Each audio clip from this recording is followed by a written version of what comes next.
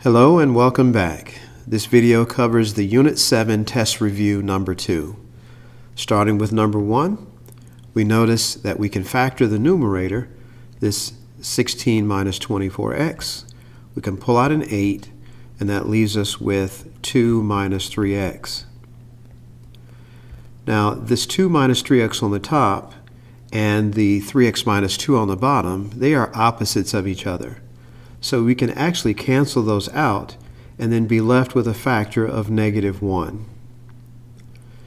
Now we can we can cancel out the 8's that are on the top and bottom.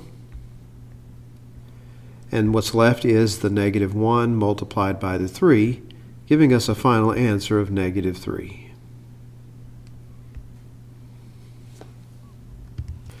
All right, in problem number 2, we can factor this numerator by multiplying 4 times -3. It's going to give us -12. And then what multiplies to -12 but also adds up to -11 would be -12 times 1. So then we can factor by grouping. So that would be 4 minus 12b.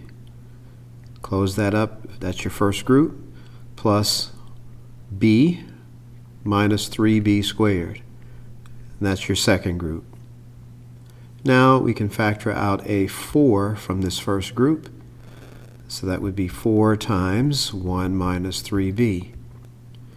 In the second group, we can factor out a b. So that would be 1 minus 3b.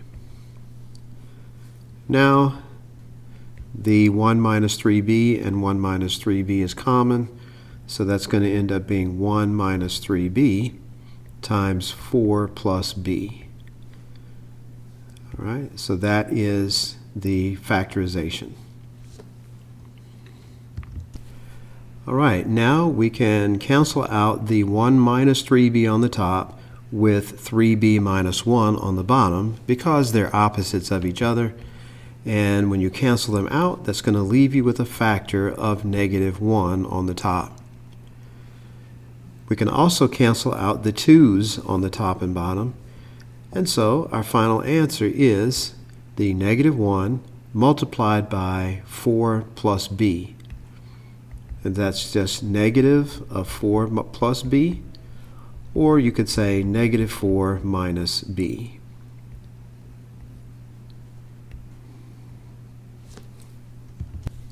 All right, with number 3, we can factor the 9m minus 81 into 9 times m minus 9.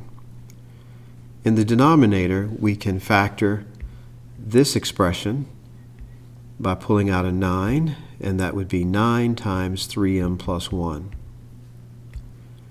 In the numerator, we can factor this expression by first multiplying 21 times 6, that's negative 126.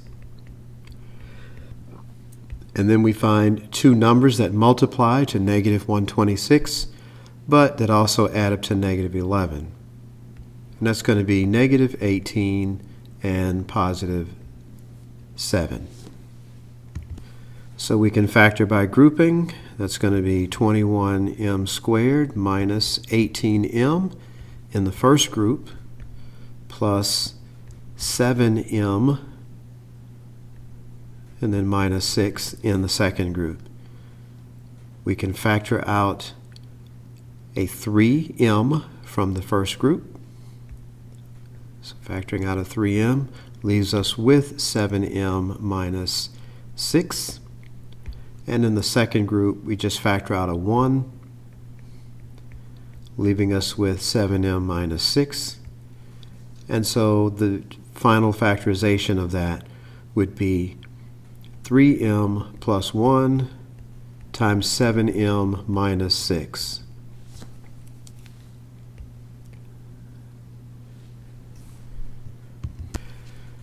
Now we can cancel out the 9's on the top and bottom.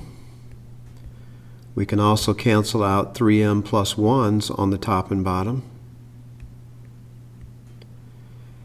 And we can also cancel out 7m minus 6 on the top and bottom. What we have left is the m minus 9 that's on the top. And that is it. That's our final answer. With question number 4, we recognize that it's division, and we change division to multiplication. So let's go ahead and change that to multiplication, and then we will flip the second fraction. So you'll end up with 8 on the top and 8x plus 8 on the bottom. Now let's go ahead and factor the 8x plus 8. That'll be 8 times x plus 1. All right, in the numerator of the first fraction, that can be factored. If we multiply 5 times negative 8, that's negative 40. And now what multiplies to negative 40 but also adds up to negative 6? Those two numbers would be negative 10 and positive 4. So let's factor by grouping. That's going to be 5x squared minus 10x in the first group plus 4x minus 8 in the second group. In this first group, we can factor out a 5x. Then that would be x minus 2 left over. In the second group, we can factor out a 4 with x minus 2 left over. And so that's going to equal 5x plus 4 times x minus 2. So that is the factorization of that numerator. Now, this denominator can be factored by multiplying 5 times negative 12. That's negative 60. What two numbers would multiply to negative 60 but add up to the negative 11? And that's going to be negative 15 and positive 4. So factor by grouping would be 5x squared minus 15x in the first group plus 4x minus 12 in the second group. We can factor out a 5x from this group. That would be x minus 3 left. And we can factor out a 4 from the second group. And that's also x minus 3 left over. So the factorization would be 5x plus 4 times x minus 3.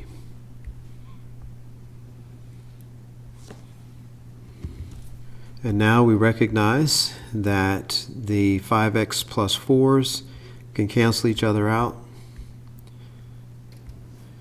The 8s can cancel each other out. And I believe that's it. So on the top, we're going to have x minus 2. And on the bottom, we have x minus 3 times x plus 1. And that's as far as we can simplify that. So that's our final answer. All right, in number 5, we are subtracting these two fractions. And so that means we have to get a common denominator. So first, let's factor wherever possible. We can factor the 2v plus 2 into 2 times v plus 1. And we also have the v plus 4 here.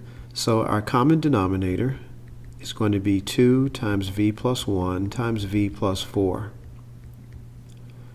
Now, we take each fraction and multiply by whatever's missing. So what's missing in the first fraction is the v plus 4. So you'll have to multiply by v plus 4 on the top and bottom. And what's missing in the second fraction is the 2 times v plus 1. So we'll multiply by 2v plus 1 on the top and bottom. When we distribute the 6 times v plus 4, we're going to get 6v plus 24 over our LCD minus the second fraction. We're going to distribute 3 times 2, which is 6, times v plus 1. So that would be 6v plus 6. And that's over the LCD. When we combine like terms, the 6v minus the 6v will cancel out. So the 6v's are gone, and then we just do 24 minus 6. That's going to be 18. So we'll end up with 18 over our LCD, which is 2 times v plus 1, v plus 4. And we can reduce again by dividing the 18 by 2, which is going to be 9 on top. So it's 9 over v plus 1, v plus 4. And this is our final answer. Okay, for number 6, we're subtracting these two fractions, so we need a common denominator, and the common denominator will be 6r times r minus 5. So in the first fraction, we multiply the top and bottom by whatever is missing from the common denominator, and so we see the r minus 5 is missing, so that's what we're multiplying by on the top and bottom. In the second fraction, the 6r is missing, so we're multiplying by 6r on the top and bottom. Distributing 6r, or 6 times r minus 5, is going to be 6r minus 30 divided by our LCD. And then multiplying 6r times 6r is going to be 36r squared divided by our LCD. Let's combine the terms into one fraction. And so it's going to be 6r minus 30 minus 36r squared divided by our LCD. We can rearrange these terms to be, we can say that's negative 36r squared plus 6r minus 30 over our LCD. We can factor the numerator by pulling out a negative 6. So we have negative 6, and then we have 6r squared minus 1r and plus 5. And that's over our LCD. Now bringing back the LCD, that's going to be negative 6 times 6r squared minus r plus 5 all over 6r times r minus 5. Oh, and then these 6's will cancel each other. So now we're looking at negative 1 times 6r squared minus r plus 5, all divided by r minus 5. And that's about as far as we can go. So this is our final answer. All right, in number 7, we're subtracting, so we need a common denominator. The common denominator is 3 times x plus 1. In the first fraction, the x plus 1 is missing, so we'll multiply by x plus 1 on the top and bottom. In the second fraction, 3 is missing, so let's multiply by 3 on the top and bottom. Let's go ahead and distribute on the top. So we multiply 2x times x plus 1. We're going to get 2x squared plus 2x over our LCD. Minus, and then the second fraction we'll distribute the 3. And that'll give us 6x minus 3 over the LCD. Let's go ahead and combine the like terms by subtraction. So the 2x squared would remain. Just bring that over. 2x minus 6x is negative 4x. And minus the negative 3 becomes positive 3. And that's all over our LCD, which is 3 times x plus 1. Okay, now you can at least attempt to factor the numerator. If you multiply 2 times 3, that's going to be 6. And then what multiplies to 6 but also adds up to negative 4? Well, there's nothing. So you cannot factor the numerator. So what we have is our final answer.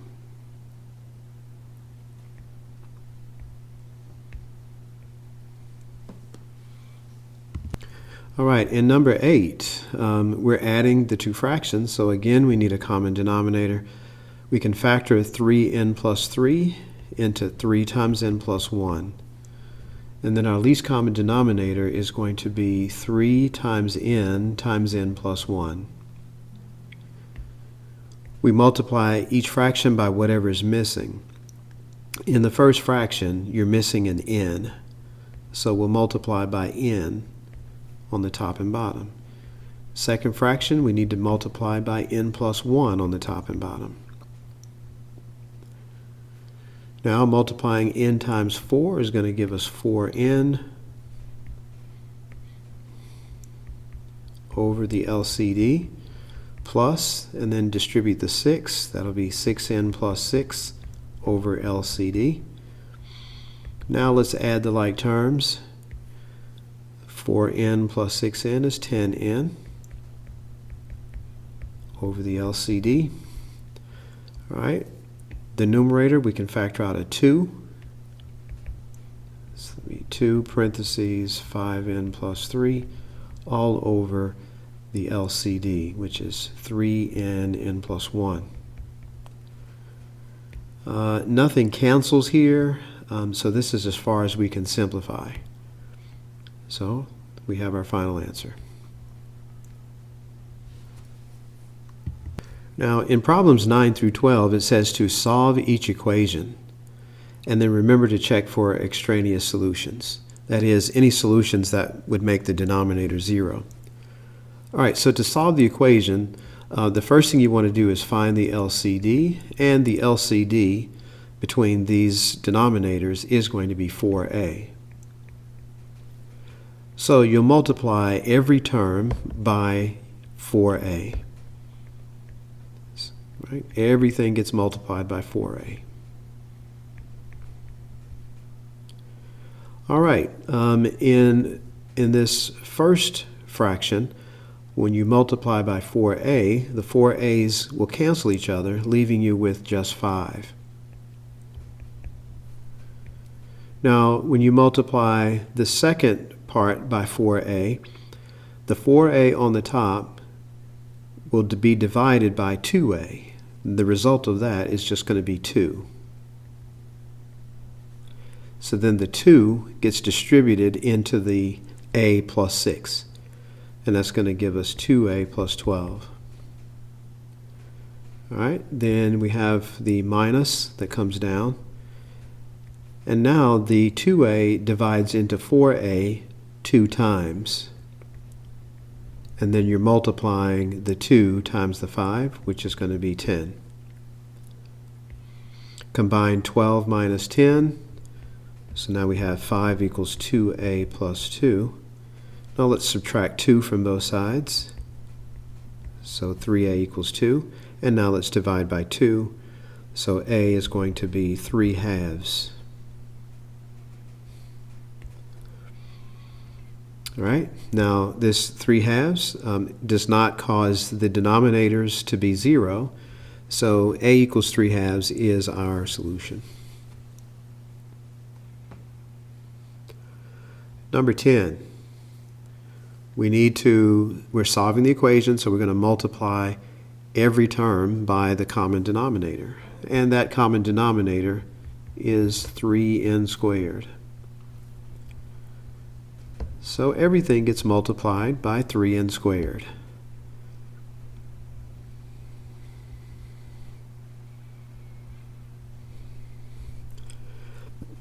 Now in this first fraction, the 3n squareds cancel each other out, leaving us with n minus 5.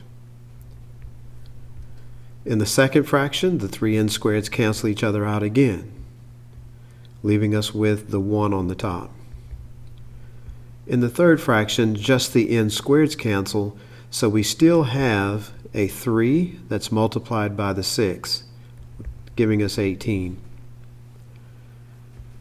Negative 5 plus 1 is negative 4, so we have n minus 4 equals 18, and then add 4 to both sides, so n is going to be 22.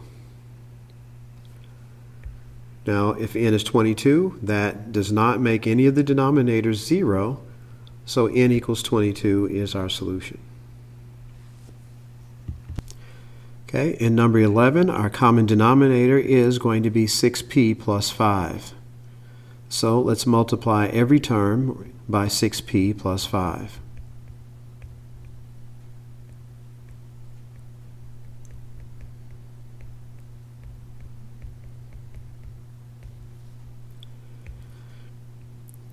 Now in this first fraction, the 6p plus 5s will cancel each other out, leaving you with 4p minus 8 on the top.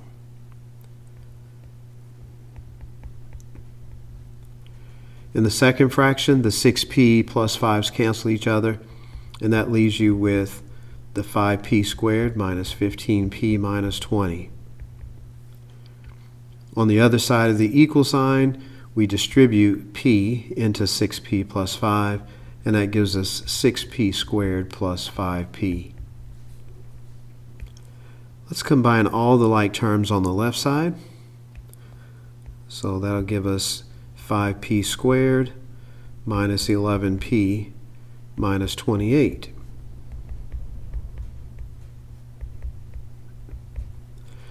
Now we recognize this as a quadratic equation because of the squared terms.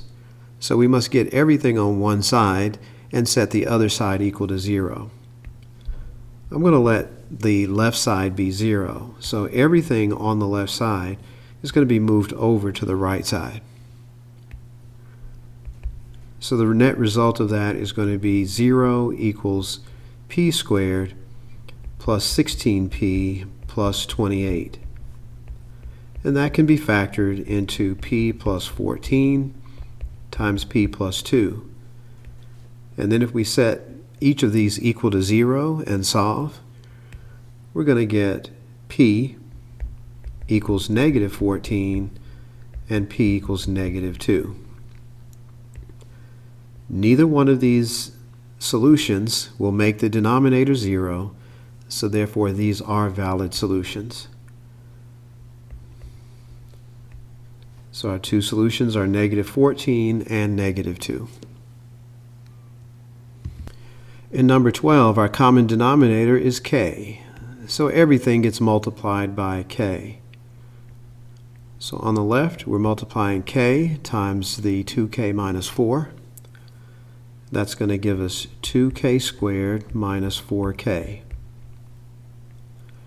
The second fraction gets multiplied by k, and that causes the k's to cancel each other out. So that's going to leave us with k minus 4. And of course, don't forget to bring your equal sign down. All right, the last fraction gets multiplied by k, and that causes the k's to cancel out. So that leaves us with positive 2.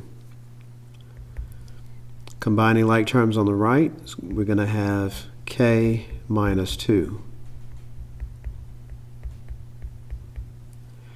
This is a quadratic equation, so we're going to set the right side to equal 0. So the k minus 2 needs to go over to the left. The result is going to be 2k squared minus 5k plus 2 equals 0. All right, and then this can be factored by grouping. So if you multiply the 2 times 2, you get 4.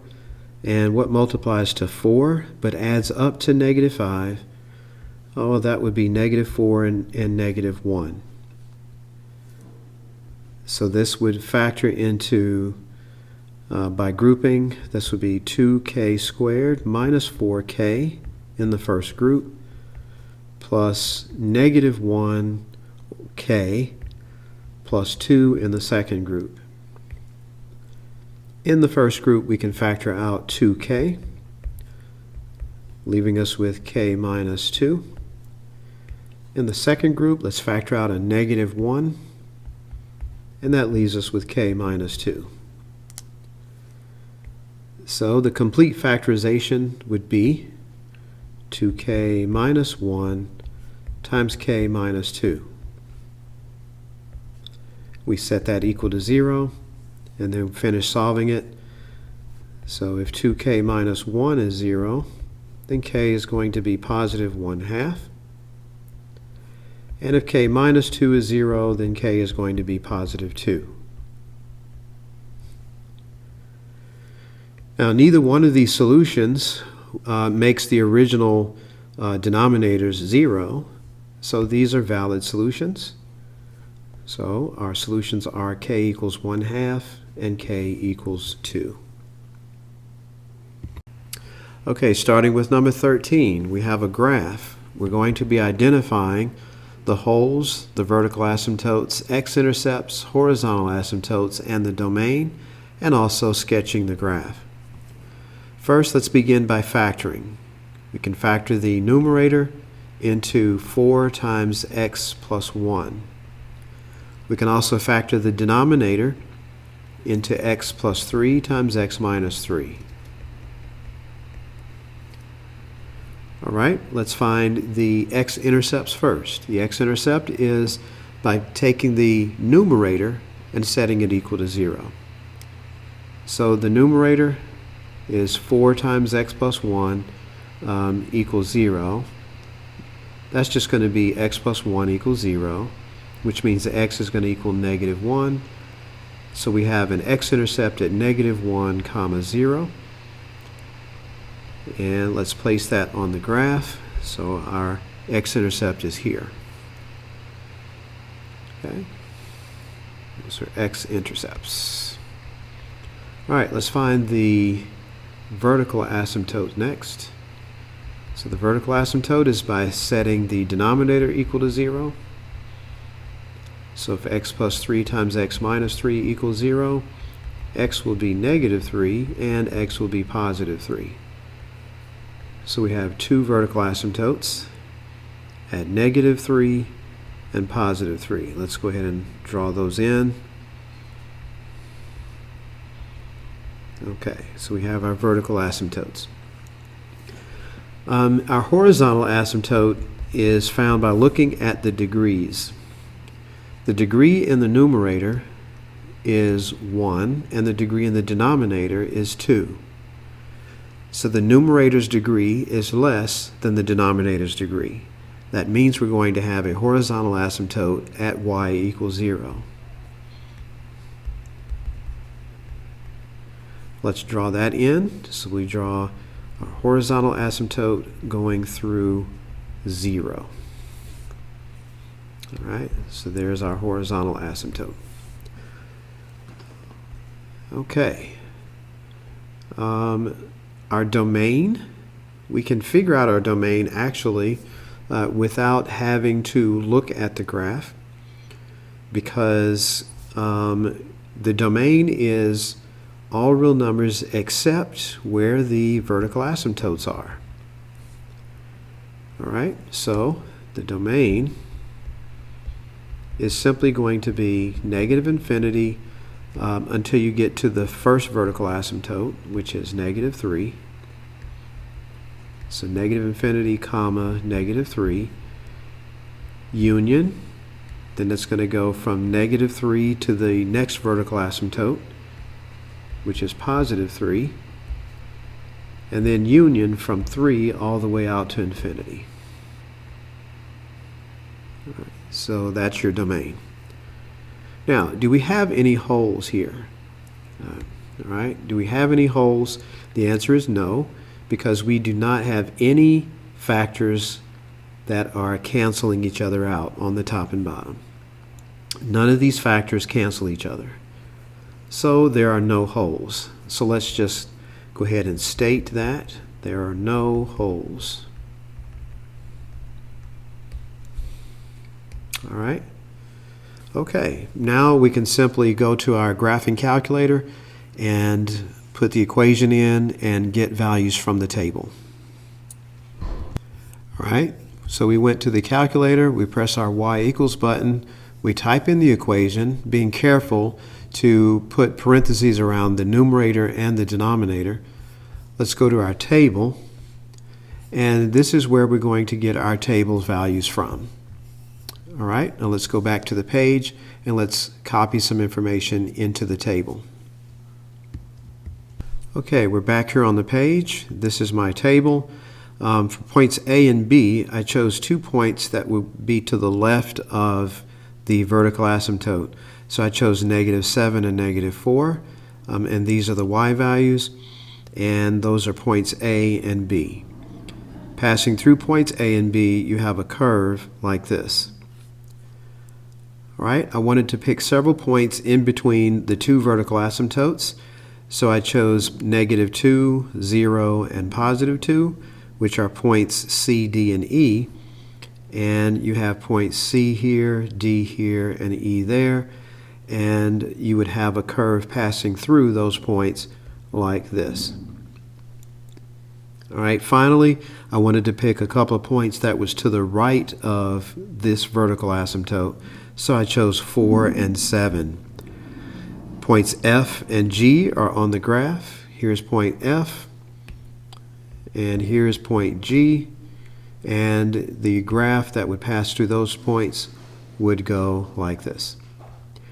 You just want to make sure that your curves are getting infinitely close to these vertical asymptotes and also infinitely close to the horizontal asymptotes. All right, that completes number 13. Okay, question number 14. We can factor the numerator into x times x plus 1, and the denominator is x plus 3 times x minus 3. All right, let's find the x-intercepts. Well, actually first, let's decide if there are any holes. Well, we do not have any common terms on the top and bottom. Therefore, nothing cancels, and therefore there are no holes. So let's just state that there are no holes. All right, now let's find the x-intercepts. The x-intercepts are found by setting the numerator to equal 0. So we have x times x plus 1, set that equal to 0. So we're going to get x equals 0, and also x plus 1 equals 0, so x equals -1. So our two x-intercepts are 0, 0, and also -1, 0. Let's put those on the graph. So 0, 0, and -1, 0. So these are our two x-intercepts. All right, let's find the vertical asymptotes next. We set the denominator equal to 0. So if x plus 3 is 0, we get x is -3. And if x minus 3 is 0, we get x is equal to +3. All right, let's go ahead and draw those in, vertical asymptotes at -3 and +3. All right, let's find the horizontal asymptote next. We look at the degree of the numerator and the degree of the denominator, and we compare them. Now we see that they're both the same. So what happens when the degrees are the same? Then your horizontal asymptote is simply the fraction made from the leading coefficients. So that fraction is going to be 1 divided by 1, and 1 divided by 1 is just 1. So our horizontal asymptote is 1 over 1, or just 1. So on the graph, draw a horizontal asymptote passing through +1. And there it is. All right. We can go ahead and determine our domain. Our domain is going to be all real numbers except where the vertical asymptotes are. Okay, so the domain is from -infinity to the first vertical asymptote of -3, union from -3 to the second vertical asymptote of +3, and then union from 3 all the way to infinity. So there's our domain. All right, let's go ahead and get some extra points from our table and draw the graph. Okay, as you can see, I've typed in the equation using parentheses. on the first line there. And then here is my table. All right, now we'll go back to the page and transfer table values there. All right, back here on the page, I chose two values to the left of this vertical asymptote. So I chose -7 and -4. These are those 2 points, and the curve that passes through them looks like this. All right, I chose a couple more points in between the vertical asymptotes. I chose -2 and +2. Remember, I already had these two x-intercepts, so those are already included. But I chose, up here's the point at -2, here's the point at +2, and the graph that passes through all those points looks like this. I chose a couple of points to the right of this vertical asymptote. I chose +4 and 7. These are the points at 4 and 7, and the graph passing through those points looks like this. All right, so this is your completed graph, and that completes problem number 14. All right, with number 15, we can factor the numerator by first pulling out an x. That leaves us with x squared minus 6x plus 8. And in the denominator, we can factor out a 4, and that leaves us with x squared minus x minus 6. Now we can factor the numerator even further. So that's going to be x, and then times x minus 4, x minus 2. And then in the denominator, we're going to have a 4, and then that's going to be x minus 3 times x plus 2. Now, we recognize that nothing cancels. Nothing is canceling here on the top and bottom, and therefore we can say that there are no holes. All right, let's find our x-intercept. To find the x-intercept, let's let the numerator equal 0. So you're actually going to have 3 x-intercepts. The first one is at 0, 0. The next one is going to be at +4, 0. And the next one is going to be at +2, 0. Let's go ahead and put those on the graph. So 0, 0, we have 4, 0, and we have 2, 0. All right, x-intercepts. All right, let's find the vertical asymptotes next. So the vertical asymptotes is when you set the denominator equal to 0. So you have your x minus 3 and your x plus 2. So x is going to equal +3, and x is going to be -2. So those are our two vertical asymptotes. Let's go ahead and draw those on the graph.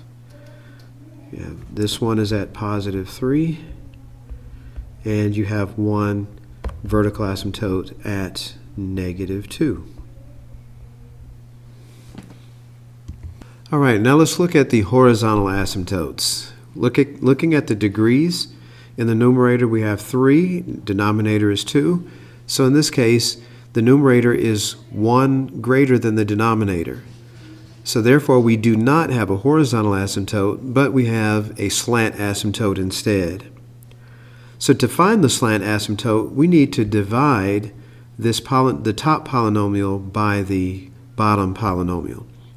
Now, we cannot use synthetic division because we don't have a binomial, so we have to use long division.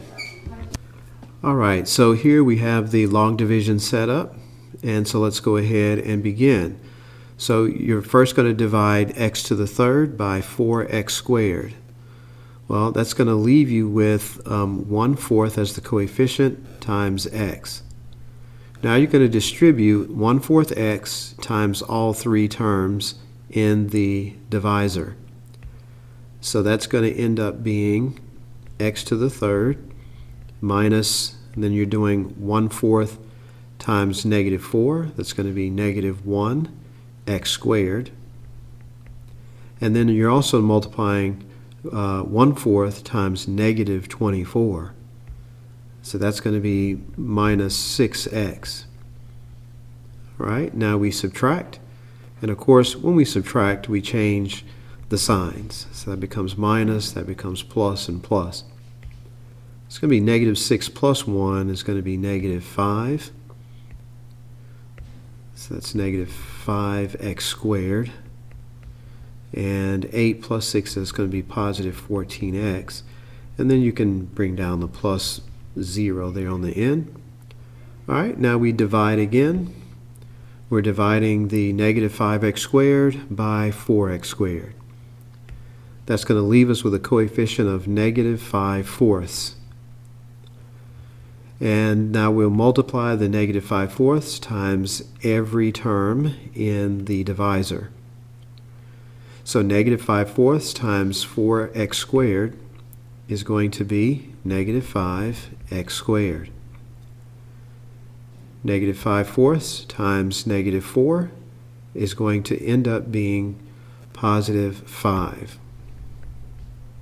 So that'll be positive 5x. And then negative 5/4 times negative 24, that's going to end up being 30. All right, now we'll go ahead and subtract. And of course, when we subtract, it changes all the signs. So that becomes plus. This becomes a minus 5, and that becomes a minus 30. So our remainder is going to end up being 14 minus 5 is 9x minus 30. All right, now that is your remainder because the 9x, the x to the first power is now less than the x squared in the divisor. Right, so 9x minus 30 is actually going to be your remainder. You remember that we ignore the remainders because those will always go towards 0. So our slant asymptote equation is 1/4 x minus 5/4. All right, so slant asymptote equation is y equals 1/4 x minus 5/4. Now, we need to get this on the graph. And we know that negative 5/4 is simply negative 1.25. That's our y-intercept. So let's plot the y-intercept there. Change colors here. Let's make this maybe green.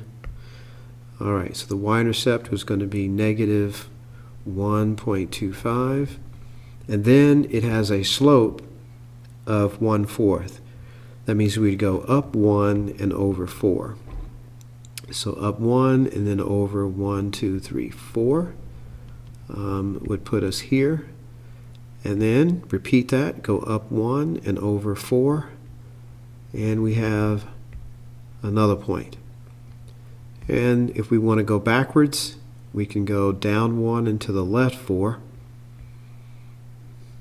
And then repeat that again, down 1 and to the left 4.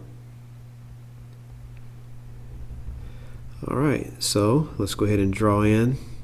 Just connect the dots, and that is our slanted asymptote. All right, there we go. All right, we can go ahead and answer our domain.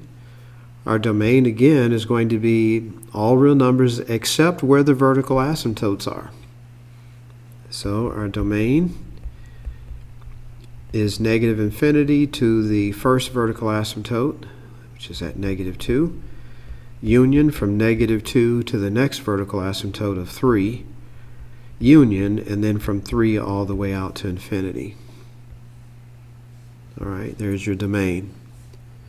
And now let's plot some points, put this in our graphing calculator, and use the table. All right, as you can see, I typed it in at the top line here. Careful to use parentheses, and I typed in the original equation. All right, let's go to our table. All right, here's our table, and then we'll just transfer this information back to the page. All right, here we are back on the page. I picked a couple of points to the left of the vertical asymptote, which is negative 7 and negative 3. Here are those points, and the curve passing through those points goes like this. I picked some points that are in between the vertical asymptotes, like -1 and +1. Those are the points, and the graph passing through those points is this U-shaped figure. And finally, I picked some points on the right side of the vertical asymptote there. I chose 3.5 because I wanted to see exactly what was happening closer to 3. And I see that it's actually a negative value. It's -0.2, so that tells me that this is curving downward instead of going upward. And then I've got a point at 5 and another point at 7. So it actually crosses over this slanted asymptote and then comes back towards it. All right, and that is always possible. It is possible to cross over your asymptote and then approach it again. All right, well, this is the completed graph, and that takes care of problem number 15. All right, for problem 16, we can factor the numerator. That's going to be x plus 4 times x minus 4. And the denominator can be factored. First, let's factor out a -2. And that's going to leave us with x squared minus 7x plus 12. All right, and then the x squared minus 7x plus 12. That can be factored again into x. That would be x minus 4 times x minus 3. All right. Now we see that we have a factor that's going to cancel out here. We have the x minus 4 is canceling. So that lets us know that we are going to have a whole when x minus 4 equals 0, which means at x equals 4. Now, when we plug in 4 back into the equation, we will get the y value. Okay. Now, if you plug x equals 4 back into this expression for both of these x's, you're going to get 8 on the top. And then you have 4 minus 3 is 1 on the bottom, but that's also multiplied by -2. So you end up with -2 on the bottom and 8 on the top. So that's 8 divided by -2, which is going to be -4. So we're going to have a whole at 4 comma -4. All right, let's go ahead and put that on the graph. So over 4, down 4, and that is where our whole will be. All right, let's find the x-intercept.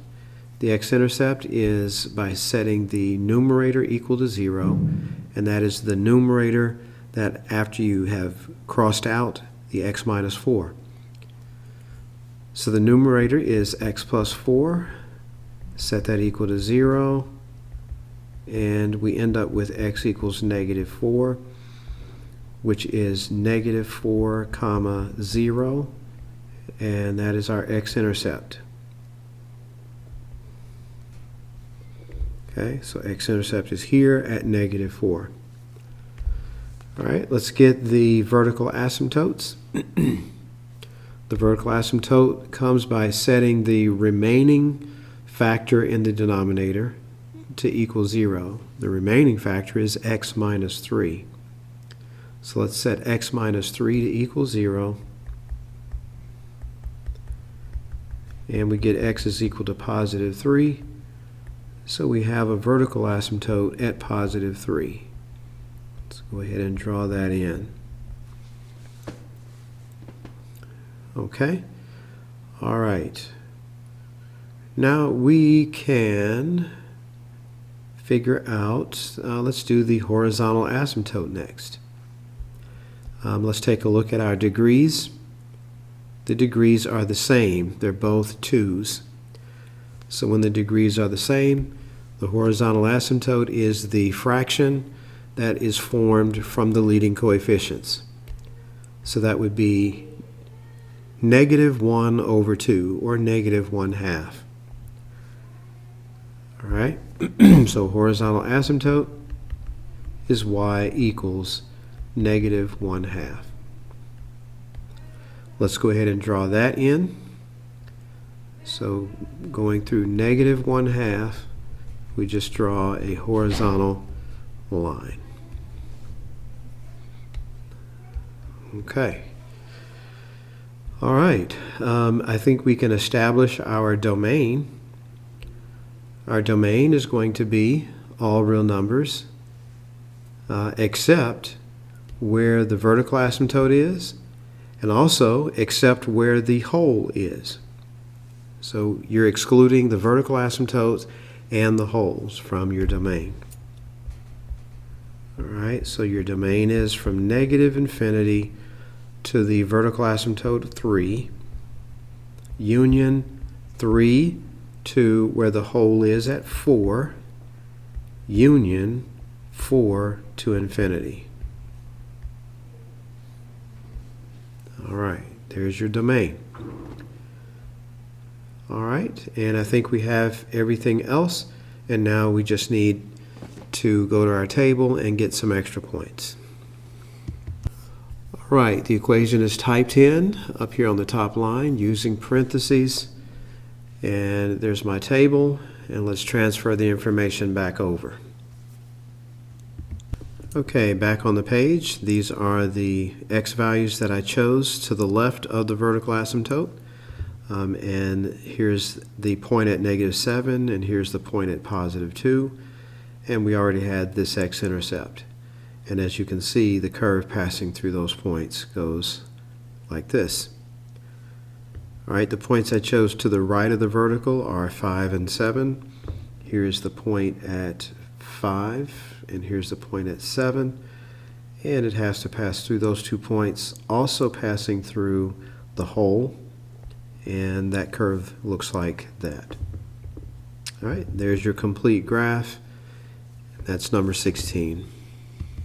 All right, here's question number 17. We have -4 over x minus 4. Now, everything is already factored, so let's just go ahead and determine if there are any holes first. There are no holes because nothing cancels out in the numerator and the denominator. So let's just state that there are no holes. All right, let's look for the x-intercepts. Now you find the x-intercept by setting the numerator to equal 0. Well, we have something interesting happening here. The numerator is just the number 4. There's no variable. And when we set that equal to 0, we know that that is impossible. 4 does not equal 0. So what does that mean? It means that there is no x-intercept. All right, so no x-intercepts. All right, let's find the vertical asymptotes. So we set the denominator equals 0. So if x minus 4 is 0, x is going to equal 4. So we have a vertical asymptote at 4, and let's go ahead and draw that in.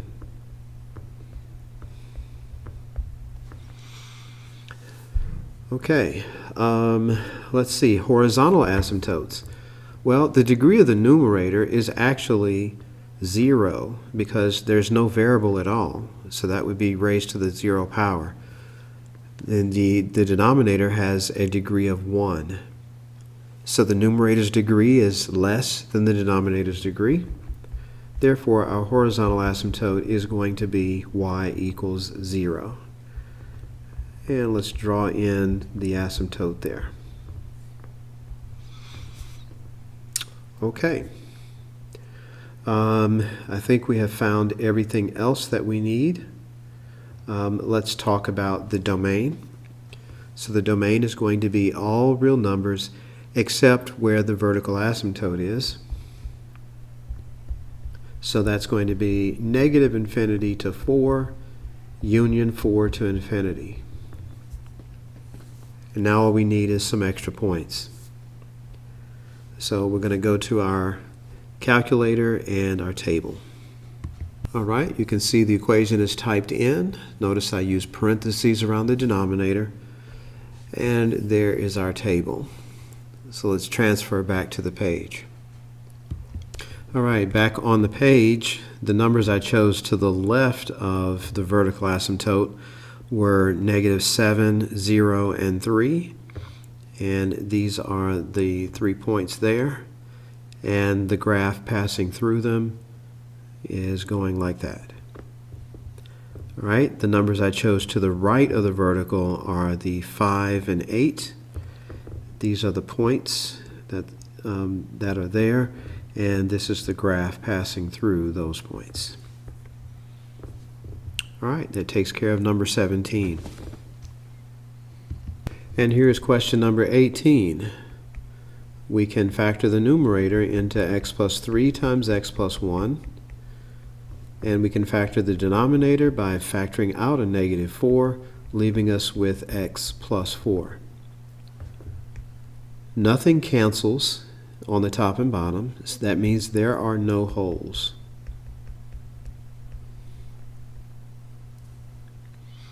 Let's find the x-intercepts by setting the numerator to equal 0. So if x plus 3 times x plus 1 equals 0, we're going to get x equals -3 and x equals -1. Which means our x-intercepts are -3, 0 and -1, 0. Let's plot those on the graph.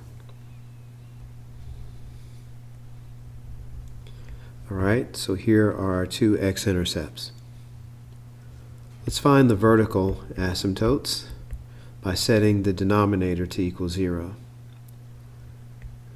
And we can just ignore the constant, and we have x plus 4, so x plus 4 equals 0, which means x is -4. So we'll have a vertical asymptote at -4, and let's go ahead and draw that in. All right, let's find our horizontal asymptotes. Horizontal or slant asymptote. We look at the numerator degree, that's 2, and the denominator's degree is 1. Well, since the numerator's degree is 1 greater than the denominator's degree, we are going to have a slant asymptote. So no horizontal, but we will have a slant. All right, so we will need to find the slant asymptote by using long division. Again, we cannot do synthetic division because the denominator is not in the form of x plus or minus a number. All right, so let's set up the long division for the slant asymptote. So we're dividing by -4x minus 16. And inside the dividend is x squared plus 4x plus 3. And our first step is to divide x squared by -4x. That's going to give us -1/4 x. Now we'll multiply -1/4 x times the entire divisor. And that's going to end up being +1x squared. And it's going to be plus 4x. All right, now we'll subtract. Changes the signs, bring down the 3. So all of this cancels out, and then we just bring down the 3. Now this 3 is actually just going to be our remainder because you can't divide 3 by a -4x. So 3 is your remainder, which we end up ignoring, and so our slant asymptote is the equation y equals 1/4 x, -1/4 x. So y equals -1/4 x. All right. Well, we know that the y-intercept is actually 0, so let's go ahead and plot that on the graph. All right. So we have a y-intercept of 0, and then our slope is -1/4. So we go down 1 and to the right 4, down 1 and to the right 4, and we can go backwards to the left 4, and up 1, left 4 and up 1. All right, go ahead and draw this dashed slanted asymptote. All right, so there's your slant asymptote. Okay, now let's establish the domain. The domain is going to be all real numbers except where the vertical asymptote is, and that is at -4. Okay, so our domain is -infinity to -4 union -4 to infinity. All right, now we're ready to plot points, going to our graphing calculator and using our table. Okay, so the points I used to the left of the vertical asymptote is -8 and -5, and these are the 2 points with the graph passing through those 2 points. The points I chose to the right of the vertical are 2 and 7, and this is the point at 2, this is the point at 7. These other 2 points we already had from our x-intercepts. And this is the graph passing through those points. All right, that concludes number 18, and that also concludes this Unit 7 test review number 2.